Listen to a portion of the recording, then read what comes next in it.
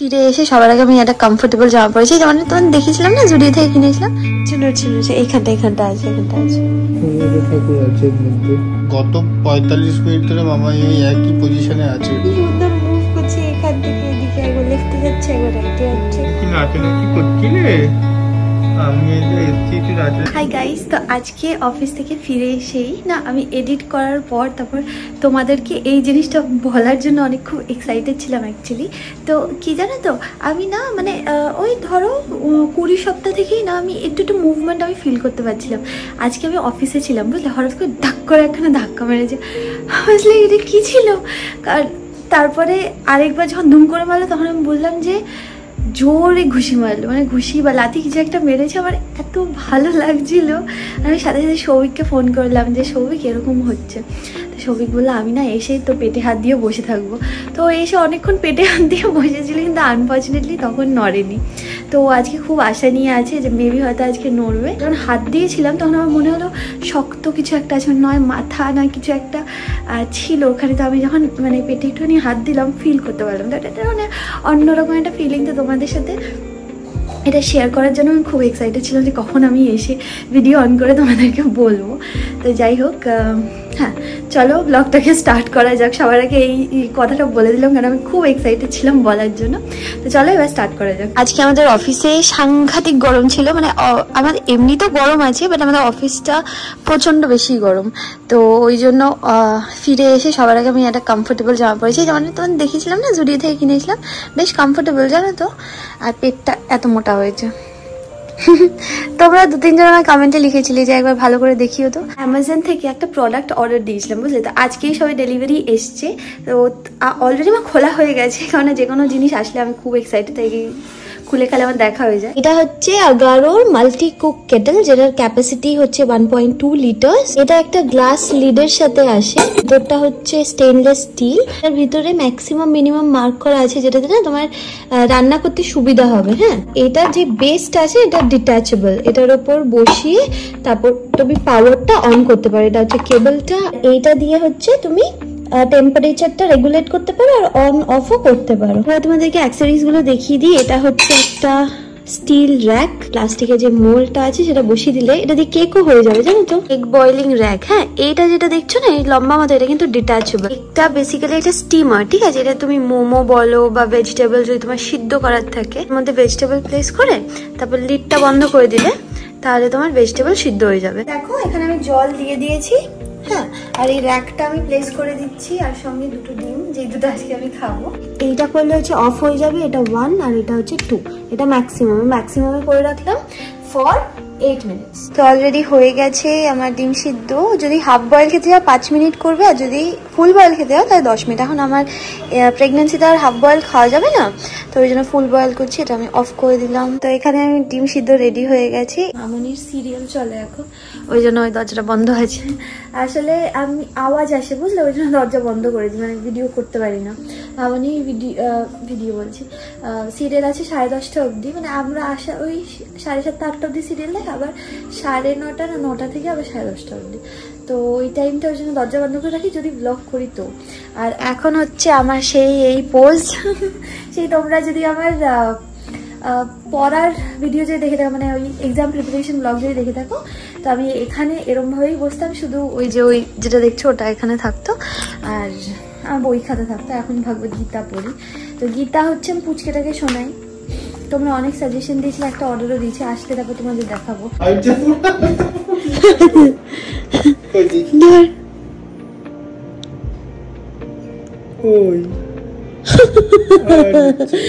তুমি আসলেই বন্ধ হয়ে যায়। ভয় পায় নাকি আমাকে? কে জানে। কই হচ্ছে না,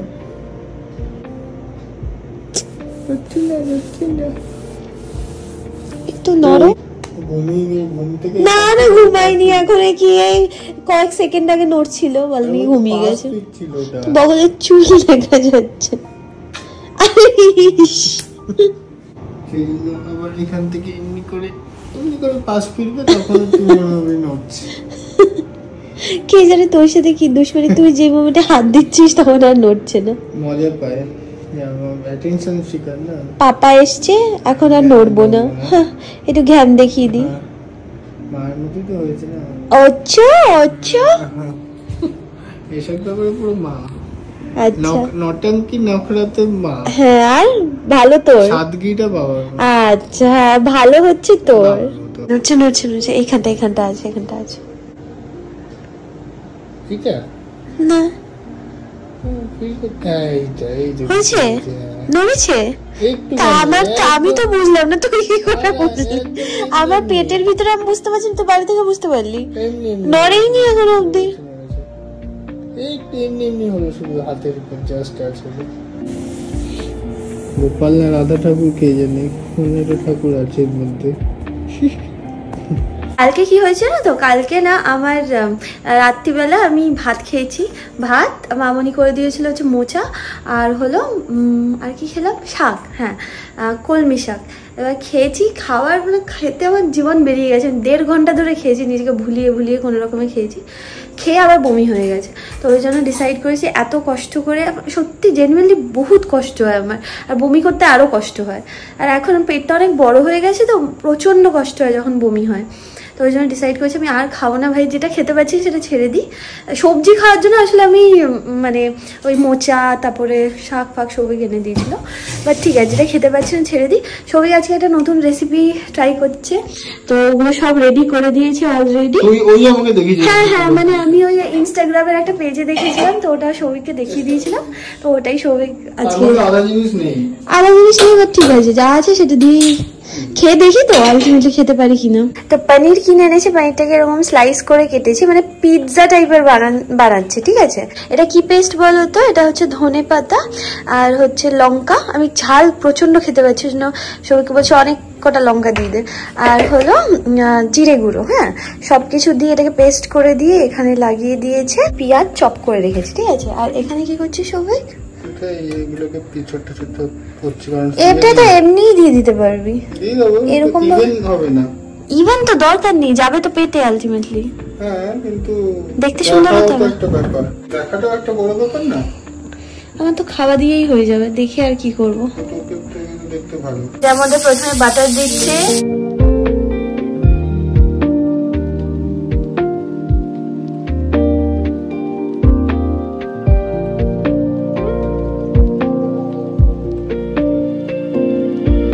অনেকে আমায় জিজ্ঞেস করেছে যে প্রেগনেন্সিতে যেই স্ট্রেচ মার্কস পড়ে না, তো ওইটার জন্য, যেহেতু আমার ফার্স্ট প্রেগনেন্সি ছিল, তো বেসিক্যালি আমার না আগেরবার প্রচুর জল ছিল পেটে, মানে অ্যারাউন্ড 2.5 লিটার মতো অ্যামনিওটিক ফ্লুইড এক্সেস ছিল। তো ওই জন্য আমার অনেক বড় পেট হয়েছিল, তো ওর জন্য প্রচুর স্ট্রেচ মার্কস আছে। দুনিয়ার যা খুশি লাগাও না কেন, তোমার যদি মানে বিশাল বড় পেট হয়, দেন আই ডোন্ট থিঙ্ক যে দুনিয়াতে এমন কোনো ক্রিম বা জিনিস আছে যেটাতে তোমার স্ট্রেচ মার্কস পড়বে না। আমি পার্সোনালি ওই স্ট্রেচ মার্কসগুলো কোনোভাবে রিমুভ করতে চাই না, কারণ I think that's the only, মানে ওইটাই একমাত্র আমার রয়েছে আগের ওদের মানে স্মৃতি হিসেবে। তো ওই জন্য ওটা আমি রাখতে চাই।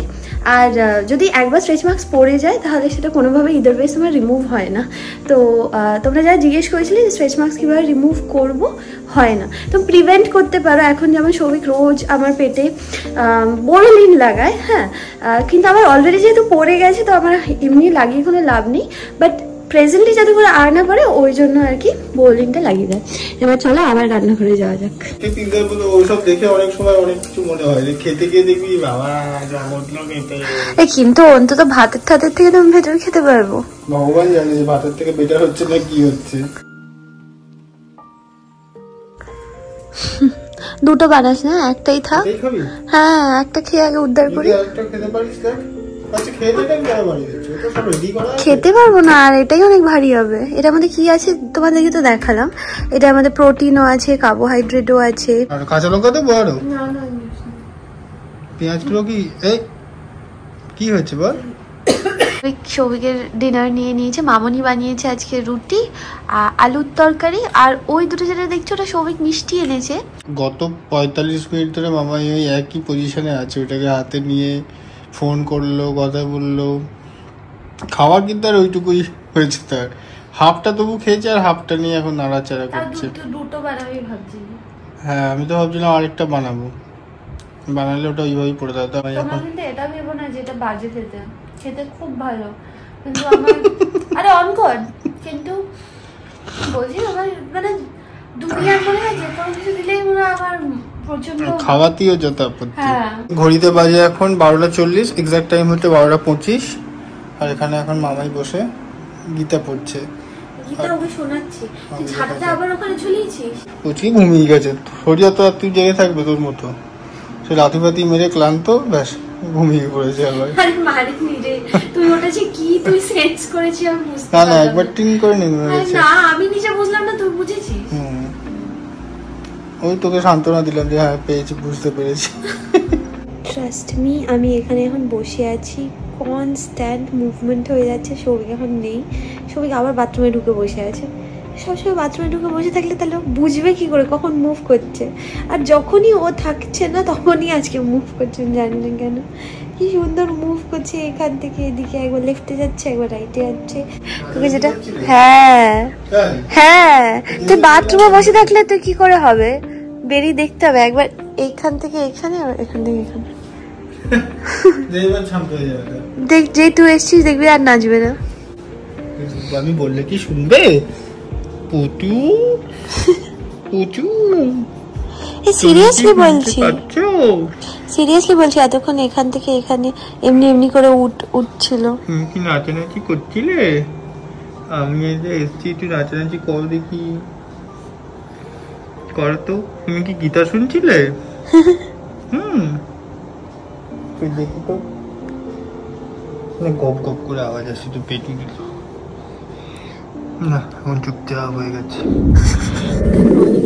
আমার গলার অবস্থা খুব খারাপ, কারণ কালকে না আমার ঠান্ডা লেগে গেছে বুঝলে, তো কথা বলতে খুব কষ্ট হচ্ছে আর কি, ওই জন্য ব্লগটা খুব বেশি কন্টিনিউ করছি না। তো আজকে আমার অফিস আছে, আনফর্চুনেটলি আমি ছুটি পাবো না, আজকে কি কষ্ট হচ্ছে অফিস যেতে হবে, কিছু করার নেই। তো আমি সৌভিককে বলেছি যে আমি ওর সাথে আজকে চলে যাবো, কারণ একা যাওয়ার না আমি কনফিডেন্স পাচ্ছি না বুঝলে। আর এটা হচ্ছে ডাবের জল, সকালবেলা উঠে আমি সবার আগে ডাবের জল খাই। ব্রেকফাস্টও বানানো আছে আমার, আমি ব্রেকফাস্টে স্মুদি বানিয়েছি। খেতে তো একদম ভালো লাগে না, বাট কী করবো, মানে বাকি খাবারগুলোর থেকে অ্যাটলিস্ট এইটা মানে গিলে গিলে হলেও আমি খেতে পাচ্ছি।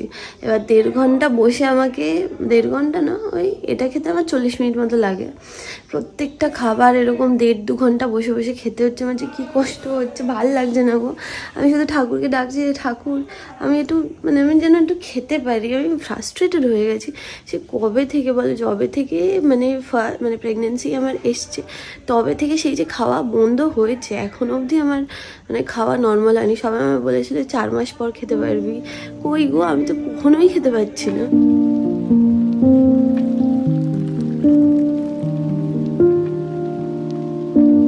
এই জামাটা পরেছি, এটা মনে আছে জুডিও থেকে কিনেছিলাম, কি কমফোর্টেবল জানো তো জামাটা। আর সব থেকে ইম্পর্টেন্ট, এই জায়গাটা একদমই টাইট না, মানে এই জায়গাটা যেহেতু এতটা লুজ আছে ওই জন্য আমার খুব সুবিধা হচ্ছে।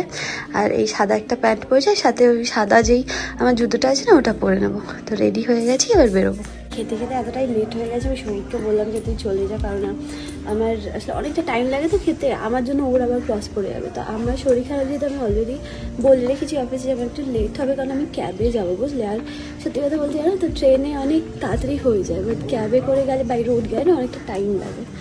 তো যাই হোক, এটাই ছিল আজকে ব্লগ, আশা করি ভালো লেগেছে দেখতে। আমি জানি আমাদের অফিস ডেতে অত বেশি কিছু থাকে না, কারণ কি বলতো আমার খুব বেশি সময় পাই না, তো বাড়িতে থাকি না, সেই সকালে বেরিয়ে যাই আবার রাতে ফিরি। তো ওই জন্য আশা করি তোমাদের ভালো লাগছে দেখতে, কেমন লাগছে একটু জানিও কমেন্ট সেকশনে। আর হ্যাঁ, do like, share and subscribe to my channel যদি আমার কন্টেন্ট ভালো লেগে থাকে। Bye for now.